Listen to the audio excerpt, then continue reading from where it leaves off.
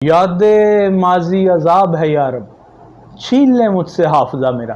और लगता यूं है कि जैसे जिस शायर ने ये माजी में शेर कहा है उस दौर में भी कोई रेट्रोस्पेक्टिव लॉ पास हो गया होगा, यानी कि वो लॉ जो आज पास हो मगर वो आपके पास्ट पे, आपके माजी पे भी इम्प्लीमेंटेशन उसकी हो। अगर आपको ये कहा जाए कि जिस तरह पतंगबाजी को बैन कर दिया गया, बड़ा अच्छा काम किया गया, उस पर सज़ा रखी गई,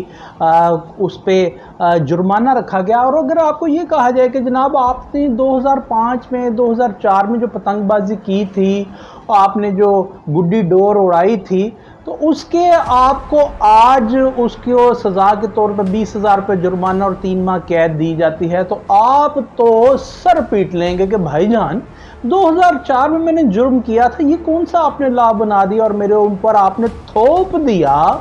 कि 2004 की सज़ा बैन तो आपने बाद में की, बसंत मुझे आज दे रहे हैं। और अगर उन कैदियों को जिनकी अय्याम मखसूसा में, त्योहारों में जो प्रेसिडेंशियल ऑर्डर के तहत सज़ाएं थोड़ी माफ़ की जाती हैं, कोई 20 दिन, कोई 1 महीना,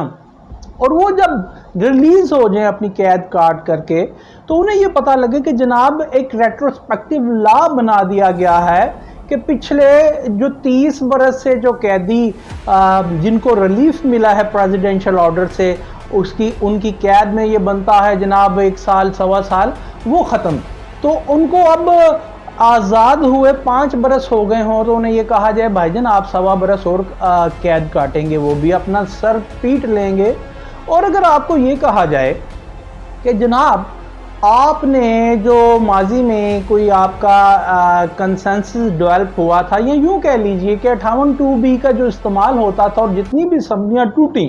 और प्रेसिडेंट जरदारी ने आकर के 58(2)B को ख़त्म किया, अब कहा यह जाए कि रेट्रोस्पेक्टिव एक लॉ बनाया जाए कि जितनी भी वो असम्बलीज टूटी थी वो गलत टूटी नहीं, तो एक नई आईनी बहरानी कैफियत पैदा हो जाएगी कि जो 3 से 4 से 5 गवर्नमेंट्स टूटी 58(2)B के इस्तेमाल से, वो कहेंगे कि जनाब रिवर्स करो तमाम चीज़ों को, और इसके रिवर्सल में तो तमाम चीज़ें कालादम करार दे दी जाएंगी 90s के अशरे से, डेकेड के बाद से जो हुई हैं। तो ये है रेट्रोस्पेक्टिव लॉ। और पार्लिमान ऑफ पाकिस्तान को या किसी भी पार्लिमानी जमहूरी तर्ज अमल में पार्लिमान को ये इस्तिस्ना, ये हक हासिल है कि वो कानून साजी करे, लेजिस्लेशन करे, वो जनाब उसका इस्तेहकाक है। मगर पार्लिमान में जाते कौन हैं? आपके और हमारे नुमाइंदे। अब हम उनसे तो पूछ सकते हैं या अपने आप से तो पूछ सकते हैं कि भाई ऐसे लाज क्यों बना रहे हो। इलेक्शन कमीशन ऑफ पाकिस्तान ने जनाब कल और आज एक फिर मुआवनत तलब कर ली है, फिर तशरीह तलब कर ली है, और ये पूछा है सुप्रीम कोर्ट ऑफ पाकिस्तान से कि जनाब हम सुप्रीम कोर्ट ऑफ पाकिस्तान के 8 रुकनी लार्जर बेंच के मखसूस नशिस्तों के फैसले पर अमल दरामद करें, या इलेक्शन तरमीमी एक्ट पे हम उसको फोकियत दें। इसमें एक बड़ी ही ज़बरदस्त चीज़ उन्होंने लिखी है। इलेक्शन कमीशन ऑफ पाकिस्तान ये लिखता है कि जनाब जो इलेक्शन तरमीमी एक्ट में जो रिज़र्व सीट्स हैं, जो मखसूस सीटों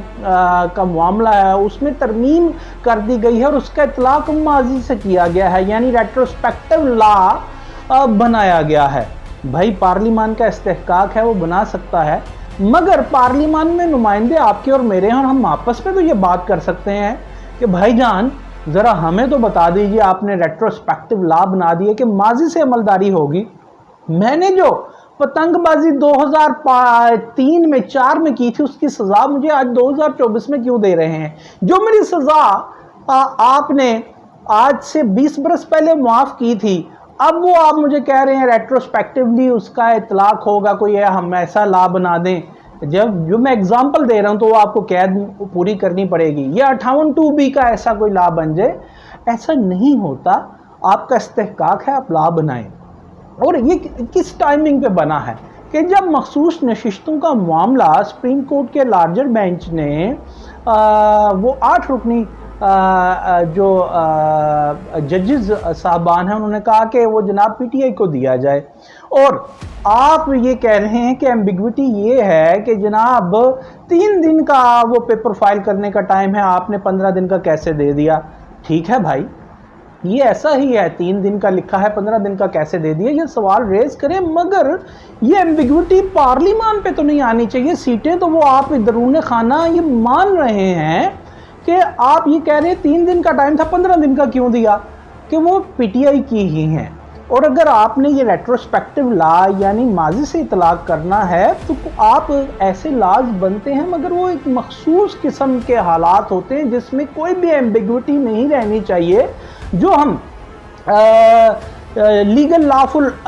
स्टैंडिंग की बात करते हैं, जुडिशल एप्लीकेशन ऑफ माइंड की बात करते हैं, तो उसमें कोई भी इबहाम नहीं होना चाहिए। यहाँ इबहाम है कि हमारे पार्लियामान का, हमारे नुमाइंदों का शायद कोई वेस्टेड इंटरेस्ट नज़र आ रहा है कि उधर सुप्रीम कोर्ट ऑफ पाकिस्तान का ये फैसला आया, उधर इलेक्शन तरमीमी एक्ट में जनाब मखसूस नशिस्तों के मामले में रेट्रोस्पेक्टिव लफ्ज़ इस्तेमाल कर रहे हो। इलेक्शन कमीशन ये सवाल कर रहा है और इलेक्शन कमीशन को भी ये देखना चाहिए कि वो ऐसे रेट्रोस्पेक्टिव लॉ पे वो फ्रीक ना बने, बल्कि उसकी इंटरप्रिटेशन मांगे। मगर मैं आपको बता दूं, ये इस्तेकाक है और पार्लियामान ऑफ पाकिस्तान ने कर दिया तो बसरे तस्लीम सरो चशम। मगर सवाल ये है कि अगर आपको ये कह दिया जाए कि आपने जनाब एक थप्पड़ मारा था किसी को आज से 6 माह पहले, उसने आपको माफ़ कर दिया, आपकी जनाब वो